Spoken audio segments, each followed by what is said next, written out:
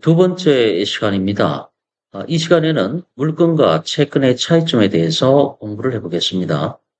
이 물건과 채권에 관한 개념은 경매 공부하실 때 가장 기초적인 개념이 되는데, 나중에 경매를 깊이 공부하시게 되면은 이 물건과 채권의 기초 개념이 상당히 중요하다, 이런 느낌을 받게 될 겁니다. 그러면은 세부적으로 좀 보겠습니다. 물건이라고 하는 것은 물건을 배타적으로 지배할 수 있는 권리를 말한다. 쉽게 말하면은 내가 아파트를 갖고 있다고 했을 때 아파트에 대한 소유권을 내가 갖고 있죠. 그 소유권이 물건입니다. 그러니까 아파트 소유권이 나한테 있으니까 내 아파트니까 내가 배타적으로 지배할 수 있는 권리가 있다, 이런 얘기가 되는 거죠. 물건은 절대권이기 때문에 누구에게든지 주장이 가능하고 이를 법률용어로 대항할 수 있다라고 표현을 합니다. 즉, 물건은 절대권이기 때문에 제3자에 대해서도 대항력을 가지게 됩니다. 자, 이렇듯 물건은 제3자에게도 자신의 권리를 주장할 수가 있으며 제3자에게 불측의 손해를 이야기할 수도 있고, 따라서 이를 미연에 방지하기 위해서 미리 공시를 해야 됩니다. 그래서 물건은 등기로 공시하게 되어 있습니다. 채권은 어떨까요? 채권은 등기하는 게 아닙니다. 원칙을 말씀드리는 겁니다. 물건은 등기로 공시하게 되어 있는 거고, 채권은 등기로 공시하는 게 아니란 얘기입니다. 자, 부차적으로 설명 계속 드리겠습니다. 자, 물건 법정주의 좀 이따 제가 설명을 드릴 거고요. 자, 채권을 먼저 간단하게 보겠습니다. 채권이 나오고 있는데, 채권이라고 하는 것은 상대방의 행위를 청구할 수 있는 권리를 말합니다. 이는 상대권이기 때문에 자신과 법률 관계를 맺은 상대방에게만 행사할 수 있는 권리가 됩니다. 따라서 이러한 채권은 제3자에게는 주장할 수가 없는 것이며 이를 대항력이 없다라고 표현을 합니다. 조금 전에 물건 같은 경우는 제3자에 대한 대항력이 있다라고 나왔었죠. 채권은 정반대로 대항력이 없습니다. 따라서 채권은 등기하는 것도 아니고 대항력이 없다라고 표현을 하게 됩니다. 잠깐 제가 판사하면서 설명을 잠깐 드리겠습니다. 자, 잠깐 그림으로 설명을 드려보면요. A가 건물주입니다. 건물주. A가 건물주고 B라는 사람이 임차인입니다. B라는 사람이 임차인이고요. A가 임대인이죠. 임대인이자 소유권자가 되겠죠. 그러면은 임대인과 임차인 사이에 어떤 계약이 체결됩니까? 임차권 계약이 설정되죠.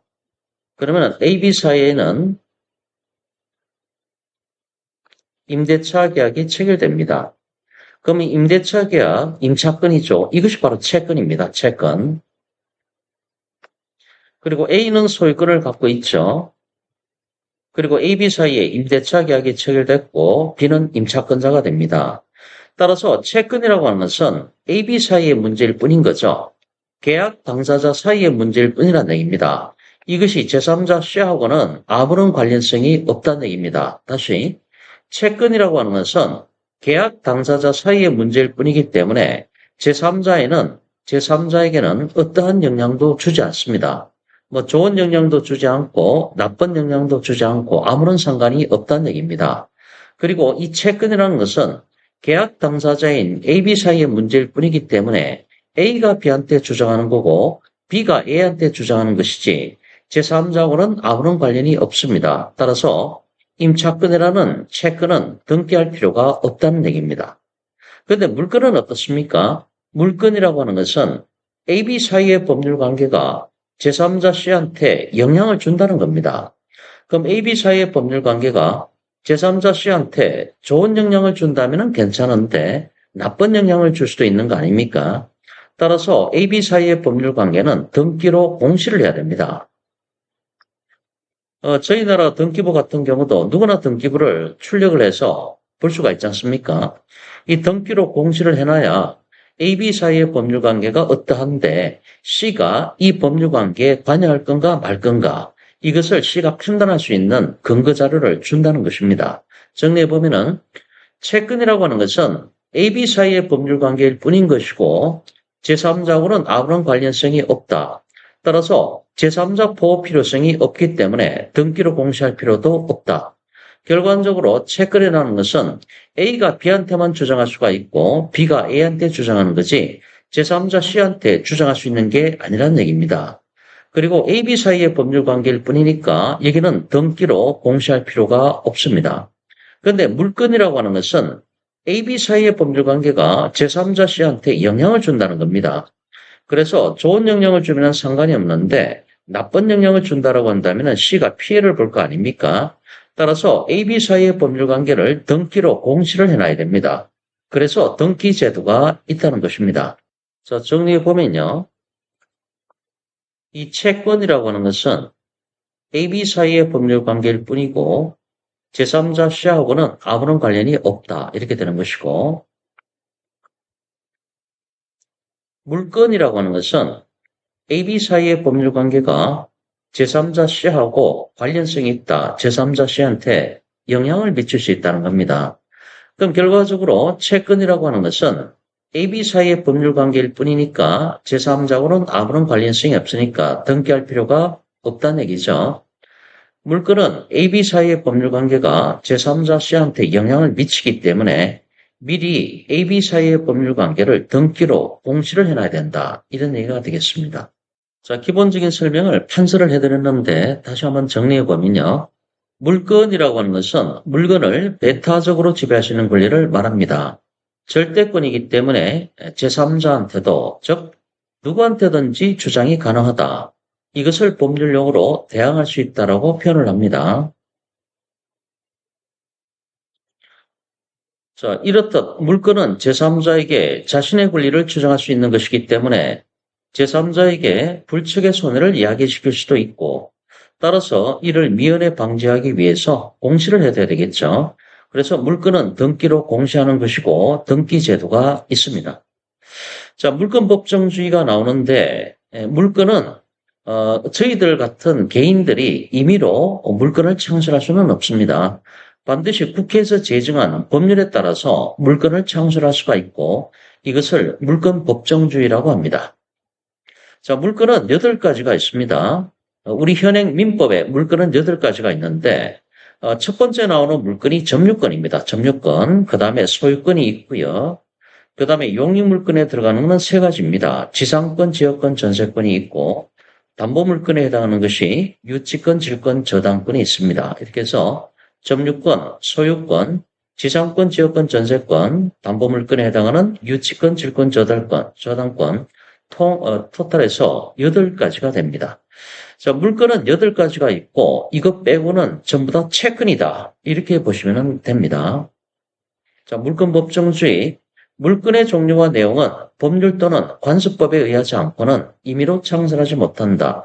왜 이렇게 규정을 해놨는가 하면은 아까 공부하셨듯이 물건이라고 하는 것은 절대권이기 때문에 제3자한테도 주장할 수 있는 거 아닙니까? 그렇기 때문에 반드시 국회가 제정한 법률이라든가 대법원 판례가 인정한 관습법에 의해서만 물건을 인정하겠다. 이런 얘기가 되겠습니다. 자, 채권은 A, B 사이의 문제일 뿐이라고 아까 말씀을 드렸고요. 채권이라고 하는 것은 상대방의 행위를 청구할 수 있는 권리를 말합니다. 이는 상대권이기 때문에 자신과 법률 관계를 맺은 상대방한테만 주장할 수 있는 권리가 되겠죠. 따라서 이러한 채권은 제3자하고는 아무런 관련성이 없죠. 따라서 제3자한테는 주장할 수가 없고 이것을 대항력이 없다라고 표현을 합니다. 즉 채권은 대항력이 없습니다. 원칙을 말씀드리는 겁니다. 예외는 항상 있고요. 물론 이러한 채권도 예외적으로 대항력을 취득할 수 있는 경우가 있는데 예를 들어서 내가 임차인으로 들어갔는데 내가 전입신고를 하게 되면은 이길 0시부터 대항력이 발생을 합니다. 또는 민법 621조의 임대차 등기 같은 경우 그런 등기된 임차권 같은 경우도 등기를 했기 때문에 대항력이 발생을 한다. 이런 얘기입니다. 채권은 물건과 같은 절대권이 아닌 상대방에 대한 청구권이기 때문에 선후에 관계없이 평등한 지위를 갖게 되고 그 다음에 우선 변제권이 없고 이에 일반 채권자들의 지위는 평등합니다. 채권자 평등주의가 적용됩니다. 물건은 우선 변제권이 있습니다. 등기한 순서에 따라서 배당을 받게 된다는 얘기입니다. 그래서 물건은 등기한 순서에 따라서 배당을 받기 때문에 우선 변제권이 있다라고 얘기를 하지만은 채권은 그런 게 없습니다. 채권과 채권끼리는 평등하기 때문에 우선 변제권이 없다. 따라서 배당받을 때도 동순이 안분비례 배당을 받게 됩니다. 자, 채권의 종류가 나오는데 채권은 금전 채권이 있고 비금전 채권이 있고 이 두 가지로 분류가 됩니다. 금전 채권은 말 그대로 금전의 지급을 요구할 수 있는 권리가 되고 비금전 채권이라 하면 금전 이외의 급부의 이행을 요구할 수 있는 권리가 비금전 채권이 되는 겁니다. 자, 물건과 채권을 비교해 놨는데요. 물건이라고 하는 것은 지배권이죠. 절대권이고 지배권입니다. 따라서 그 물건에 대한 사용, 수익, 처분의 권리가 있습니다. 채권은 청구권에 불과한 것이죠. 뭐뭐 해달라 이런 얘기죠. 청구권에 불과합니다. 물건은 대물건으로서 물건에 대한 권리가 되는 거고 채권은 사람에 대한 권리입니다. 따라서 대인권이라고 얘기를 합니다. 물건은 절대권이기 때문에 모든 사람에게 영향을 미치는 것이고 채권은 상대권이기 때문에 특정인에게만 영향을 미치게 됩니다. 물건은 제3자에 대한 효력이 있기 때문에 제3자에 대해서 그 피해를 주면 안 되겠죠. 따라서 A, B 사이의 법률 관계라고 할지라도 물건은 미리 등기로서 공시를 해둬야 되는 겁니다. 그럼 제3자 입장에서는 등기부를 떼보고 A, B 사이의 법률 관계에 들어갈 건가 말 건가 이걸 결정할 수가 있다는 것입니다. 채권은 A, B 사이의 법률 관계일 뿐이고 제3자하고는 아무런 관련성이 없기 때문에 등기로 공시하지 않는다 이런 얘기입니다. 물건은 일반적으로 강행법규로 해석이 되고요. 채권은 임의법규로 해석이 됩니다. 이 개념은 모르셔도 큰 문제는 되지 않습니다. 물건은 아까 배당할 때 등기친 순서에 따라서 배당을 받죠. 그러니까 등기한 순서대로 1등, 2등, 3등 이렇게 배당을 받게 됩니다. 그거를 우선변제권이라고 경매에서는 표현을 합니다. 채권은 그런 게 없다고 말씀드렸죠. 채권과 채권끼리는 누가 먼저 배당받고 누구는 나중에 배당받는다. 그런 개념이 없습니다.